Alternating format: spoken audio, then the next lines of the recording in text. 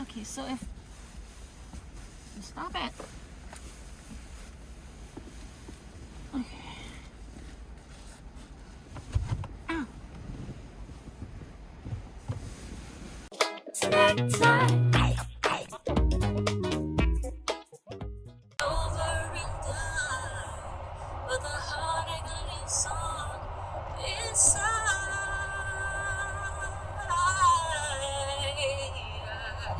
I had to come back to California for a family issue, and I spent some time in the hottest desert, and then I had a doctor's appointment in San Diego, so I came here to this area a couple days ago, and I'm in my mom's car, my mom's little Kia Rio, and I didn't want to bring my van because my van's been breaking down, so I took my mom's Kia, and I've been staying with my friend who lives in San Diego for the last couple days, and it's been glorious.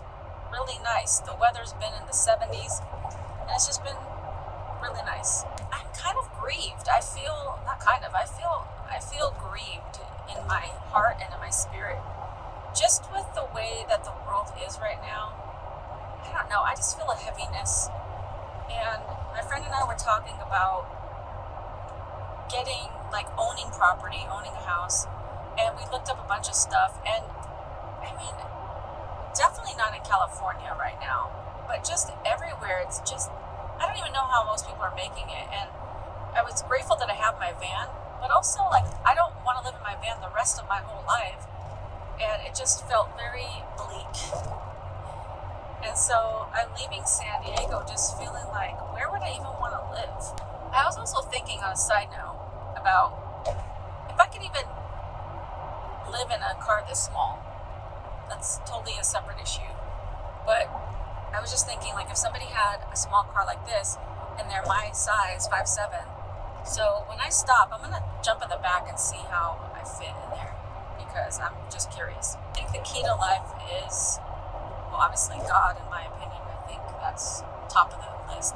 But I also think that the key is just belonging somewhere, belonging to a place, not even a place, being accepted for who you are, being around people who love you and care about you, having a place to go when you feel like you need a place to go. You just feel, Now, you know me, I don't just stay in that feeling.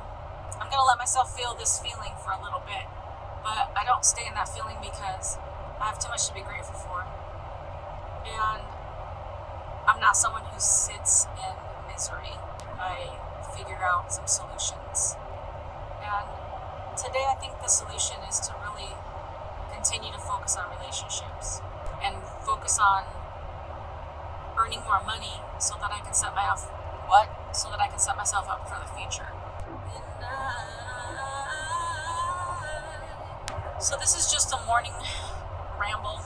I need to drive back to the desert to go get my van fixed, and I legitimately do not want to go back to the desert at all. Okay, so the first thing is that the mechanic is going to install one of those, I think it's called an OB2 or O something, little clipper thingy that clips into the piece under your dashboard, and I need to drive around for a day or two in the area, and then I'll bring it back and he can better determine what it is. It might be a fuel pump. And if so, their first appointment for fixing things is not till August 1st. I'm not staying in the desert that long. So if that's the case, I'll just have to drive my van, even though it keeps breaking down. I'll just have to drive it and deal with it and go to somewhere that's cooler and somewhere close enough by, but somewhere that is not the desert, because I'm not feeling it. Also, I wouldn't want to live in San Diego full time. It's too crowded. There's some fringe beach cities that I would probably live in, but again, the cost is prohibitive. It just makes me sad to think that in the past I probably could have bought a house, and actually I did own a house at one time, but I could buy a house, and now it's not just me, it's so many people, and especially people with family with little kids and stuff. I don't see how people are making it out here, and I think that's why the nomad lifestyle is more appealing to so many people, and I am so grateful I have my van. But I also makes me feel like right now to get into a house would be so difficult. I don't like to be without choices. Everyone is struggling so hard right now. Like, we need a global hug and get a nice coffee, which is about what I'm about to do. And where are you now? You're not part of the snack pack. What are you doing? Hit the subscribe button and the notification bell. Throw a like on this video and keep watching till the end to see if I can fit in a Kia Rio.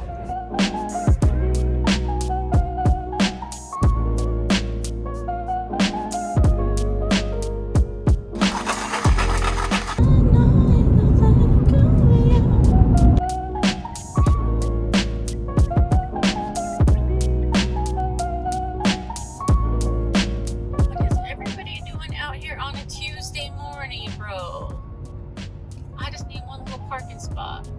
Oh my goodness. Okay, this is like my last hope for finding a spot of where I know where some hidden spots are that's not so hidden.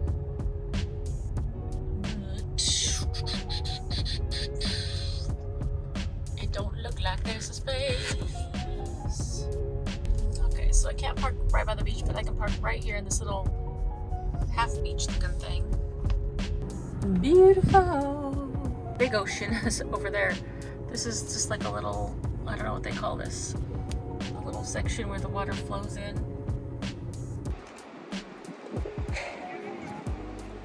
Alright, so I found a nice little parking spot close enough to the ocean just to sit and drink my coffee, have some time to think and pray.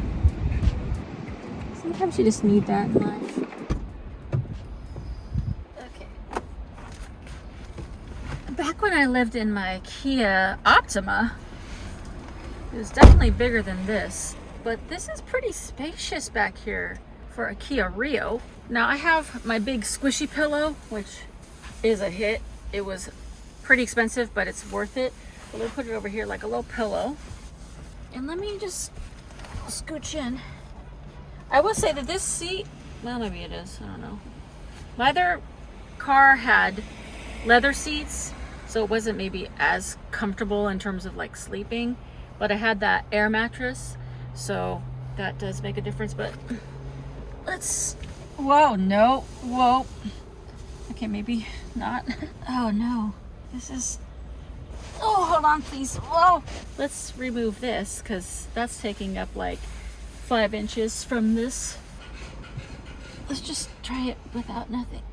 This is not that comfortable. If I were to sleep like this, which nobody does that, this armrest is digging into the back of my shoulder.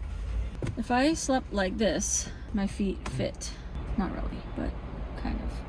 I was thinking that this seat would bend forward more, but it looks like this is as far as it goes. That seems weird. Yeah, I think that's it. Well, that's a fat bummer. I was thinking that if that could go down, then I could somehow lay my feet on it to make, ow, to make myself fit. I'd be touching. This ain't it. This definitely ain't it.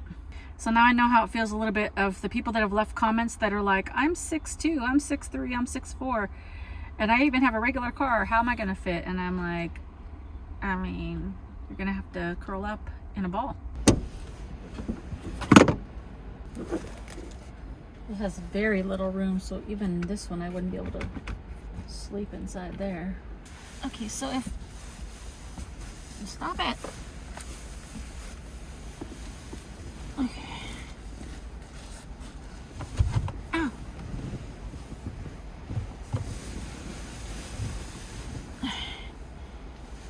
Okay. If I was gonna forever sleep with my legs curled up, I could fit. But I really don't think this would be a long-term solution. Nope, that my neck just broke. I'm broken. Ow. This is a neck brace waiting to happen. Could you just, if I wanted to sleep on the seat, I'd be the most crunched up pretzel. This is one of those situations that if you only have a smaller car to work with, you might possibly have to sleep in the front seat. This definitely is not comfortable. And with that air mattress that I had for my car, it was like a car mattress. It fills in this space right here and it lifts it like this high car, and I don't even know that it's if the car is wide enough for that kind of mattress. I don't even think that car mattress was the best use of my space living in my car full time. It definitely was comfortable when the mattress was not deflated, but it took up a lot of space. So if I lived back in my car, I would have probably a different solution. I hope he's trying to sleep like the letter L. Make it a nice oblique doing these side crunches. But we're trying to sleep, not work out. That's the worst position ever. The seat bed. Just where it goes. Ow, my legs caught. Ow! Do not upset me.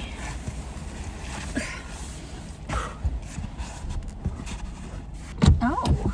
This definitely lays down flatter than my old Kia Optima. Now, I probably wouldn't have this thing just bopped up, but I think this would be a little bit more comfortable, just laying flat.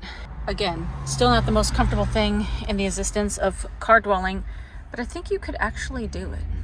Now I have to pee, and this is the other thing when living in a car, that I did not have access to a toilet. So if I had a little car and I didn't care about resale, I would actually like cut a hole here and see what's under here and try to make like a little toilet situation so that I could just come back here and use the toilet like I do in my van, like a bucket system. Okay, so listen, if this was like my only option in life, I would make it work. It would be super uncomfortable, but I would make it work. At least it's not outside, so you do have some comforts, but I'm 5'7", and this would definitely not be the move. But it is still pretty cozy and comfy. I don't want to say comfy, but it is still pretty cozy, and you have your own space, so I'm saying you could still do it. Again, not a long-term solution, but you definitely could make it living in a smaller vehicle until you can save up enough money to move up to just a little bit bigger of a vehicle, and then maybe a van and whatever you'd like to do. So I still give it a thumbs up for car dwelling. Everybody pray for Simon the van to get repaired quickly so I can get up out of the desert. I don't want to go. It's so hot.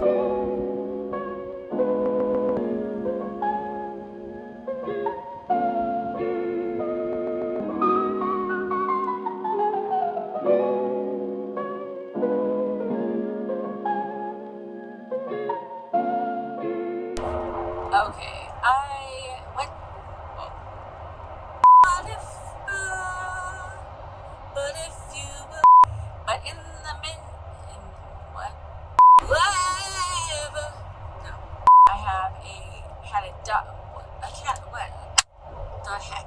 You're not already subscribed?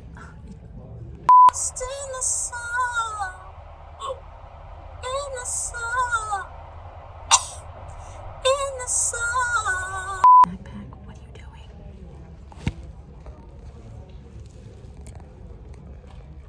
Alright, I finally made it to like... Okay, could you not...